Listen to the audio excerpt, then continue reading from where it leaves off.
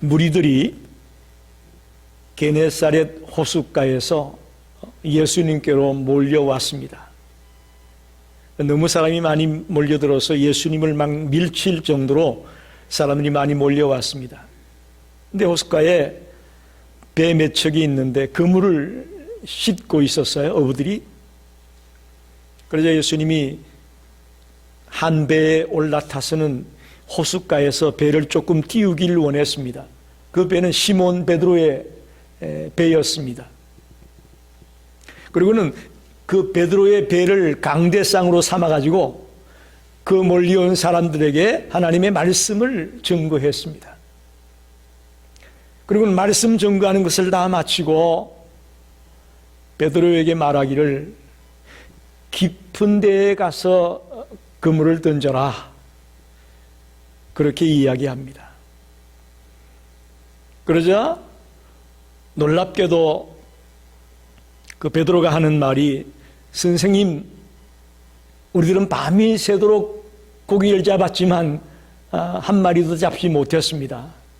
그러나 말씀에 의지하여 깊은 곳에 가서 그물을 던지겠습니다 라고 얘기하고 실천에 옮깁니다. 그랬더니 놀랍게도 어마어마한 고기가 잡혔다, 그런 말입니다. 혼자 도저히 그 고기를 실을 수 없어서 옆에 있는 동무의 배를 불러다가 2배 가득 채웠더니 배가 잠길 정도로 많은 고기를 잡았습니다. 그러자 놀랍게도 베드로는 주님의 무릎에 엎드리며 주여 나를 떠나소서, 나는 죄인이로소이다 라고 자기의 죄를 고백하는 장면입니다. 그래서 예수님은 말씀합니다. 두려워하지 말라. 내가 이제 너를 사람을 취하는 자가 되게 하겠다. 옛날 성경에는 사람을 낚는 어부가 되게 하겠다라고 말씀하죠. 그랬더니 육지에 도달하자마자 모든 것을 버려두고 주를 쫓았더라 라고 오늘 본문에 말씀하고 있습니다. 이게 오늘 본문의 내용입니다. 마태복음 4장 23절에 보면 이런 말씀이 있습니다. 예수께서 온 갈릴리에 두루다니사 그들의 해당에서 가르치시며 천국 복음을 전파하시며 백성 중에 모든 병과 모든 약한 것을 고치시니, 예수님이 이 땅에서 하나님의 아들로 3년 동안 공생애를 사시면서 하신 일이 크게 3가지라는 거예요. 하나는 가르치고, 또 하나는 복음을 전파하고, 또 하나는 병자들을 고쳤다. teaching, preaching, healing 이렇게 말합니다. 예수님의 중대한 3가지 사역을 이 3가지로 요약할 수 있습니다. 근데 그 중에서 특별히 예수님이 집중하신 일이 있다면 3년 동안 12명의 제자들을 가르치고 양육했다는 것입니다. 예수님이 3년간 많은 일을 하셨지만 가장 중요한 일 중에 하나가 12명의 제자를 가르치고 양육하는 일에 포커스를 맞췄다는 것입니다. 그 이유는 예수님이 이제 떠난 이후에 그가 못다한 일들을 그 12명에게 맡기기 위해서 그렇게 하셨습니다. 예수님이 병자를 고치고 기적을 행하니까 많은 무리들이 예수를 쫓아왔습니다. 예수를 따라왔습니다. 그러나 예수님은 그 중에서도 특별히 소수의 사람을 부르셔서 주님의 일을 맡겼다는 것을 기억하십시오. 모든 사람에게 각자 맡은 일이 있습니다. 또 모든 사람을 주님은 동등하게 여기십니다. 하지만 일부 몇몇의 사람을 집중적으로 가르치고 양육해서 그에게 주님의 일을 맡기고 하게끔 하셨다는 것을 우리는 꼭 기억하시기 바랍니다. 오늘 저는 이 베드로의 부르심을 통해서 예수가 찾으시는 자의 자격이 어떠한가를 함께 생각하면서 은혜를 나누고 싶습니다. 더 나아가 저와 여러분도 주님이 찾는 자의 그런 모습으로 바뀌어지기를 간절히 원합니다. 베드로만이 아닙니다. 우리 중에서도 주님께서 주님의 일을 맡기려고 부르실 자가 있는 것을 믿습니다. 첫째는 예수가 찾는 자가 누구냐? 순종하는 자임을 발견합니다. 오늘 본문 5절을 보면 우리들이 밤이 새도록 수고하였으되 잡은 것이 없지만은 말씀에 의지하여 내가 그물을 내리리라. 여러분, 베드로의 직업이 뭡니까?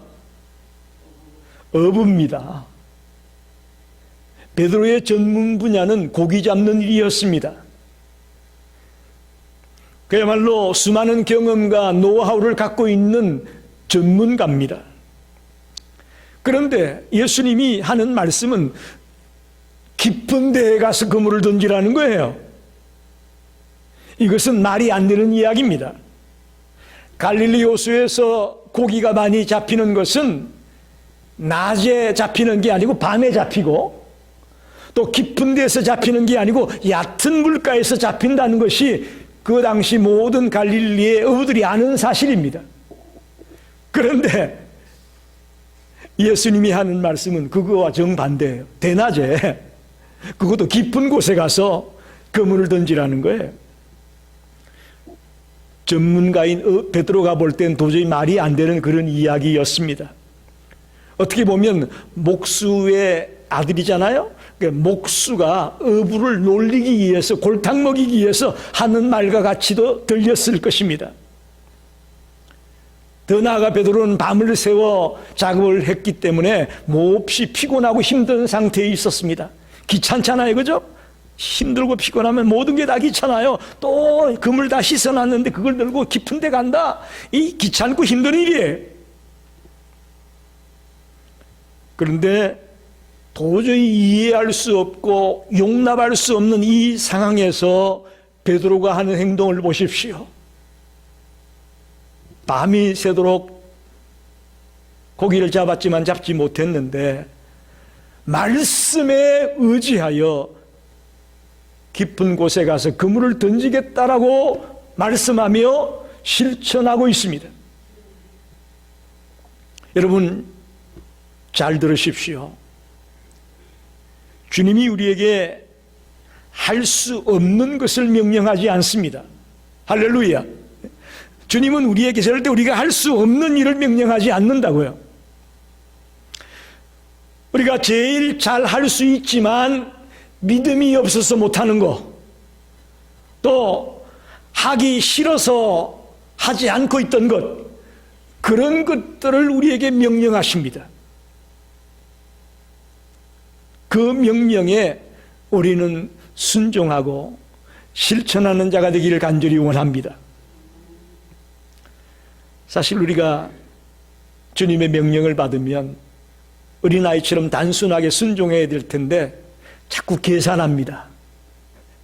이걸 진짜 하면 나에게 이득이 있을까? 이거 했다가 괜히 손해보는 거 아니야?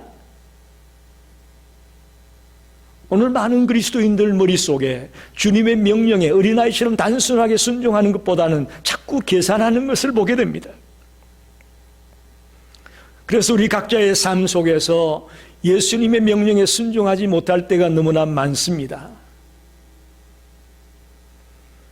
우리가 잘 아는 믿음의 조상 아브라함이 하나님이 명령하시죠. 갈대아 우르를 떠나 내가 지시할 땅으로 가라.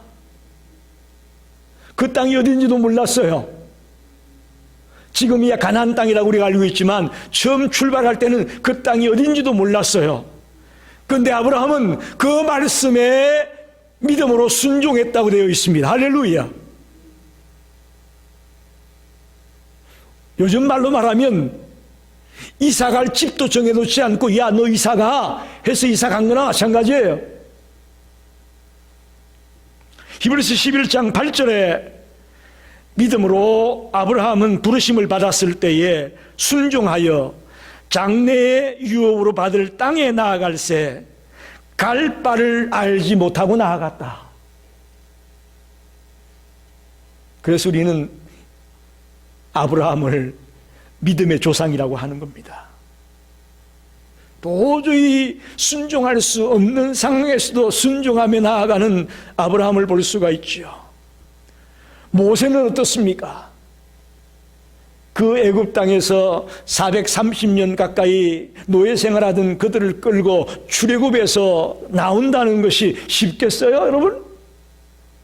그 모세가 끝내는 하나님의 말씀에 순종함으로 그 백성들을 이끌고 출애굽에서 가나안으로 출발하는 것을 우리는 봤습니다. 실천하는 것은 믿음의 외적인 표현입니다. 우리가 믿는다 하면서도 실천하지 않는다면 우리의 믿음은 진짜 믿음인지 아마 점검해 와야 될 겁니다. 성도들에게 가장 중요한 신앙의 덕목이 있다면 믿음대로 실천하는 것입니다. 여호수아 1장 8절을 보게 되면 이 율법책을 내 입에서 떠나지 말게 하며 주야로 그것을 묵상하여 그 앞에 기록된 대로 다 지켜 행하라. 그리하면 내 길이 평탄하게 될 것이며 내가 형통하리라. 기록된 대로 다 지켜 행하라고 기록하고 있습니다. 마태복음 7장 24절 말씀. 그러므로 누구든지 나의 이 말을 듣고 행하는 자는 그 집을 반석 위에 지은 지혜로운 사람 같으리니 라고 말씀합니다. 성경은 곳곳에서 우리에게 하나님의 말씀에 순종하라고 실천하라고 말씀하고 있습니다. 여러분 저를 보십시오. 특히 우리 한인 그리스도인들은 다른 민족들보다 저는 기도에 열심이라고 생각합니다. 기도를 많이 하는 자라고 생각합니다. 또 신앙 지식도 굉장히 풍부하다고 생각합니다. 또 한인 그리스도인들은 말을 잘합니다. 어쩌면 다들 말씀들을 잘하시는지. 그런데 정작 부족한 것이 있는데 주님의 말씀대로 순종하는 일을 못한다는 것입니다. 기도도 열심히 합니다. 신앙 지식도 있습니다. 말도 잘합니다. 그런데 부족한 것이 있는데 그 뭐가 부족하냐? 주의 말씀에 순종하고 실천하는 일이 매우 약하다는 것입니다. 오늘 베드로가 도저히 자기의 노하우로는 경험으로는 예수의 얘기가 맞지 않아요. 그렇지만 말씀에 의지하여 그물을 던졌던 것처럼 저와 여러분이 주님의 말씀에 순종하고 더 나아가 주님의 부르심을 받아 쓰임을 받는 그런 일꾼들이 되시기를 간절히 축원합니다. 두 번째는 예수가 찾는 자가 누구냐? 겸손한 자를 찾는다고 볼 수가 있습니다. 겸손한 자. 누가복음 5장 8절을 보게 되면 시몬 베드로가 이를 보고 예수의 무릎 아래에 엎드려 이르되 주여 나를 떠나소서 나는 죄인이로소이다 하니 이렇게 말합니다. 시몬은 엄청나게 많이 잡힌 물고기 앞에서 제일 먼저 자기가 죄인임을 고백합니다. 여러분 한번 생각해 보십시오. 어마어마하게 많은 고기를 잡았으면 그것 때문에 덩실덩실 춤을 추고 좋아라 하는 것이 정상 아닐까요? 그런데 베드로는 자기가 죄인임을 고백하고 났습니다. 다시 말하면 이 얘기는 뭡니까? 베드로는 지금 엄청나게 많이 잡힌 물고기를 바라보는 게 아니고 그 일을 이루시는 예수 그리스도의 눈길을 주고 있다는 것입니다. 이게 굉장히 중요한 겁니다. 우리는 어떤 내용이나 어떤 결과 그것만 보고 와 좋아라 하는데 실상은 그보다 더 중요한 게 뭐냐? 그런 일을 있게 하시는 배후에 살아 역사하는 주님에게 우리의 눈길을 주고 우리의 포커스를 맞추는 것이 중요하다는 것입니다. 베드로는 이 사건의 모습을 통해서 주님이 보통 분이 아님을 알았습니다. 무슨 얘기입니까? 어떻게 보면 육지에 서서 저 호수 중앙에 깊은 곳에 고기가 있다는 것을 봤다는 거예요. 이건 보통 사람이 할 수 있는 일이 아니죠. 특히 어부로 일생을 살아온 사람이 볼 때는 이건 보통 사람이 아니에요. 불가능한 일이란 말입니다. 그래서 그는 즉시 주님의 무릎 아래 엎드렸다. 그렇게 기록합니다. 여러분, 우리가 다른 사람의 무릎 아래 무릎을 꿇는다는 것은 뭘 의미하는 거냐? 내 자존심을 버렸다는 것입니다. 더 나아가 그분을 진정으로 공경한다는 그런 뜻이 담겨 있습니다. 주님의 무릎 앞에 엎드린 이 베드로의 겸손을 우리가 여기서 발견하게 됩니다. 더 놀라운 것은 5절에는 랍비여, 선생님이여 이랬어요. 예수님을 보고. 그런데 8절에 와가지고는 주님이라고 부릅니다. 주여, 선생이라고 부르다가 갑자기 주님이라고 바뀌어집니다. 예수님이 그저 말씀으로 사람들을 가르치는 선생님 정도로 알았다가 이제는 그분이 신적인 능력을 가지신 그런 존재라는 것을 고백하는 이야기입니다. 그리고는 나를 떠나소서 나는 죄인이로소이다 라고 고백합니다. 자신은 거룩하신 하나님의 근위를 감당치 못할 죄인이라는 것을 고백하는 것입니다. 여러분, 깊은 물속에 있는 물고기를 바라본 사람이라면 자기 속에 있는 죄를 못 볼까요? 그걸 베드로는 캐치한 거예요. 저 멀리 보이지도 않는 호수 깊은 곳에 있는 물고기 떼를 바라본 그분이 내 이 얕은 마음속에 있는 이 죄악을 왜 못 볼까? 그 생각이 난 거죠. 그러자 그는 나를 떠나소서 나는 죄인입니다 하고 고백합니다. 여러분, 옆에 있는 동물을 불러다가 2배에 나누어 실었다고 했지 않습니까? 옆에 있는 동료들은 주님이 베푼 기적을 바라보고 놀라기만 했지 자기가 죄인이라고 고백하지는 않았습니다. 그런데 베드로는 그 기적의 내용물보다는 기적을 베푸신 그분을 바라보게 되니까 자기가 너무나 추하고 더러운 죄인이라는 것을 고백하게 되고 엎드린 것을 보게 됩니다. 여러분, 우리가 살아가면서 우리의 삶의 현장에서도 얼마든지 주님의 기적과 능력을 경험할 때가 있습니다. 또 주님의 도움으로 병고침을 받고 형통할 때가 있을 것입니다. 그럴 때마다 주님이 준 선물만 보지 말고 그 배후에 그런 일을 가능하게 하신 주님을 먼저 보는 자가 되길 바랍니다. 그것이 중요합니다. 베드로는 주님의 밝은 영광 속에서 자신이 죄인됨을 깨달았습니다. 그로 인해 주님을 높이고 자신은 낮췄습니다. 이런 모습을 보고 예수님은 베드로를 부르셨다고 봅니다. 그래서 예수님이 찾는 두 번째 모습은 겸손한 자를 찾으셨고 부르셨다고 말씀드립니다. 마지막으로 세 번째는 예수님이 찾는 자가 누구냐? 헌신하는 자를 찾습니다. 11절 봅시다.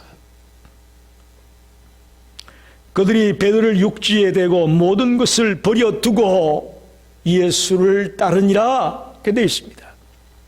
배가 육지에 당도하자마자 그들은 한 번도 본 적이 없었던 엄청난 의형랑들을 빠고 조화라고 희귀되는 것이 아니고, 그건 안중에도 없습니다. 그건 싹 던져버리고 배와 그물과 모든 것을 던져버리고 예수를 쫓았다고 되어 있습니다. 사실 그렇습니다. 예수님이 그들에게 다가온 이유는 그들이 물고기를 많이 잡게 하려고 온 걸까요? 그들에게 하루 일당을 풍성하게 주려고 베드로의 배에 올라탔을까요? 그렇게 보지 않습니다. 예수님은 그들이 해야 할 일과 그들의 삶의 우선순위가 무엇인가를 가르쳐 주어서 그들이 배나들기 원해서 그 배에 올라탄 것입니다. 여러분이 만약에 여러분 삶의 현장에서 어떤 하나님의 능력으로 엄청난 열매를 거두고 엄청난 어떤 성공을 거두었을 때에 그것이 주님의 목적이 아니라는 걸 아셔야 됩니다. 그게 주님의 목적이 아니에요. 그것을 통해 우리가 주님을 바로 알고, 아, 이제는 내가 내 생애를 주님을 위해 살아야 되겠구나라는 우리의 삶의 우선순위가 정해지고 삶의 목표가 정해지기를 원하셔서 나에게 이걸 베풀어 주었구나라는 걸 알아야 되는 것이죠. 많은 성도들이 혼란스럽게 생각합니다. 이 말씀을 듣고, 아, 그럼 지금 내가 하던 직장, 내가 하던 이 사업 다 던져버리고 주님을 따라가야 된다는 얘기냐? 고민되죠, 여러분? 아, 고민들 되실 거예요. 여러분, 그런 말씀이 아니에요. 여기서 모든 것을 버리고 주를 쫓았다는 이 표현이 꼭 우리가 하던 모든 사업이나 직장이나 생업 모든 걸 다 포기해버리고 지금 당장 주님만 쫓아가라는 얘기인가? No, 아닙니다. 그런 말은 아니에요. 여러분, 우리가 잘 아는 사도 바울만 해도 그가 주님의 종으로 일하면서 늘 일하면서 그 일을 했어요. 그죠? 텐트 메이커라고 하죠. 장막 짓는 일을 하면서 우선순위는 늘 주님의 일을 하는 것이 우선순위였고, 이 장막 짓는 일은 오히려 부업과도 같이 생각하면서 일하면서 주님의 일을 했습니다. 꼭 전문 목회자로, 목사로, 전문 선교사로 그렇게 나아가는 것만을 모든 것을 버리고 주를 따랐다라고 저는 말씀드리고 싶지 않습니다. 여러분이 하는 그 직업 속에, 여러분이 갖고 있는 그 직장 속에서 여러분이 맡겨진 어떤 일을 하면서 우리는 우선순위를 주님께 두면서 그 일들을 하게 되시기를 바랍니다. 이것만은 여러분 바뀌셔야 됩니다. 여러분이 다니는 그 직장이 우선순위가 되진 마시고 그것을 통해 가장 우선적으로 내가 생각할 것은 복음을 전하고 주님의 뜻을 전하고 주님의 사역을 감당하는 것을 우선순위에 두는 것만은 잊지 말라는 것입니다. 굉장히 중요한 이야기입니다. 공부하는 학생이 열심히 공부하면서 그 속에서 우리는 주님을 영화롭게 하고 주님을 기쁘게 할 수 있다고 저는 믿습니다. 우리 사모님 피아노 연주를 통해서 그것을 통해서 하나님을 영화롭게 하고 하나님께 영광을 돌리는 귀한 삶을 산다고 저는 믿습니다. 그것이 우리의 고리예요. 그래서 밥 벌어먹기 위해서 할 수 없이 하는 그런 짭이 아니고 이 일들을 통해 하나님이 우선적으로 나에게 요구하는 그 일을, 그 사명을 감당하기 위해서 우리는 일하면서 얼마든지 주를 따를 수 있다고 저는 믿습니다.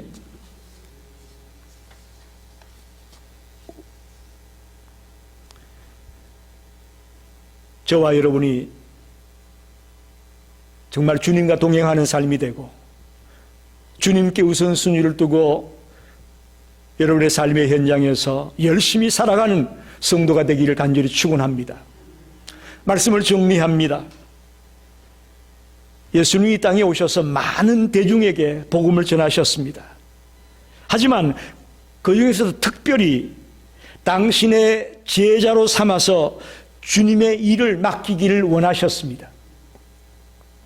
그런데 그 일을 아무에게나 맡길 수는 없습니다. 그런데 놀라운 것은 예수님은 세상적인 사람들이 생각하는 그런 포인트에서 사람을 뽑진 않았습니다. 세상 사람들이 말하는 스펙이라는 거 있죠? 뭐 학력이 어떻고 경력이 어떻고 몇 개국어를 하고 뭐 이런 세상 사람들이 생각하는 그런 스펙을 가지고 제자를 부르지 않았다는 것입니다. 오늘 본문에 보면 주님은 다른 눈으로 자격자를 찾았습니다. 첫째는 주님의 말씀에 순종하는 자를 찾았습니다. 할렐루야. 두 번째는 주님 앞에 겸손히 무릎을 꿇고 나를 떠나소서 나는 죄인입니다라고 고백했던 겸손한 자를 찾았습니다.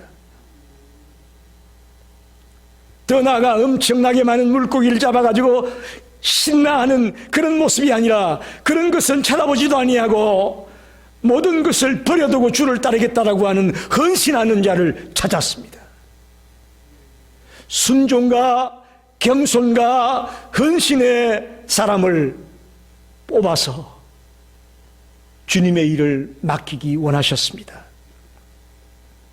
사랑하는 성도 여러분, 시몬 베드로를 찾으셨던 주님께서 지금 이 순간에도 우리 가운데서 찾고 있는 것을 믿습니다.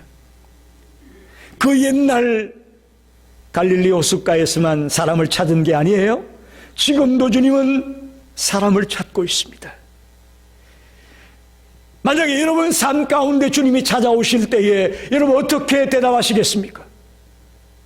어떻게 주님 앞에 서겠습니까? 그분 앞에 드리는 고백이 어떤 고백이 되기를 원합니까?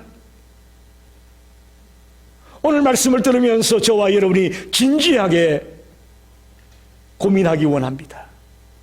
과연 주님이 나를 찾아와 부를 때에 내가 어떤 모습으로 주님 앞에 설 수 있을까? 내가 뭐라고 고백할 수 있을까? 저와 여러분도 인생의 주인이 되신 예수님을 제대로 만나고 주님 앞에 온전히 헌신하는 삶을 살아가는 하나님의 백성들이 되시기를 간절히 축원합니다. 기도하겠습니다.